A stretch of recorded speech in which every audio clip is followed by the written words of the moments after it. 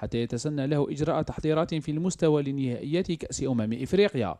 هذا وجرت الحصة التدريبية للخضر في أجواء رائعة وسط اللاعبين، وركز خلالها المدرب الفرنسي على الجانب التكتيكي، وبنسبة كبيرة ضبط الفرنسي التشكيلة الأساسية التي ستواجه منتخب تونس وديا يوم الأحد المقبل.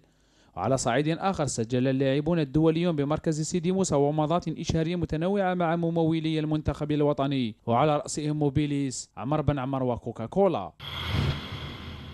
الحصة التدريبية الصباحية ليوم الثلاثاء عرفت حضور كافة اللاعبين، إذ ولأول مرة منذ انطلاق تربص المنتخب الوطني تدرب الخضر ب23 لاعبا، وهذا بعدما اندمج كل من فغولي ومصباح الغائبان عن حصة الاثنين مع المجموعة، وهو ما أراح كثيرا المدرب كريستيان غوركيف الذي كان يمني نفسه منذ البداية في أن يستفيد من كامل لاعبيه حتى يتسنى له إجراء تحضيرات في المستوى لنهائيات كأس إفريقيا.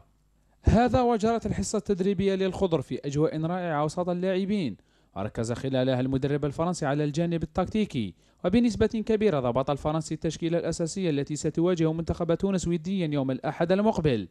وعلى صعيد آخر سجل اللاعبون الدوليون بمركز سيدي موسى ومضات إشهارية متنوعة مع ممولي المنتخب الوطني، وعلى رأسهم موبيليس، عمر بن عمر وكوكاكولا. تنطلق يوم الأربعاء بوهران عملية التلقيح ضد داء الملاريا لمناصري المنتخب الوطني الراغبين في التنقل إلى غينيا الاستوائية لمتابعة كأس إفريقيا 2005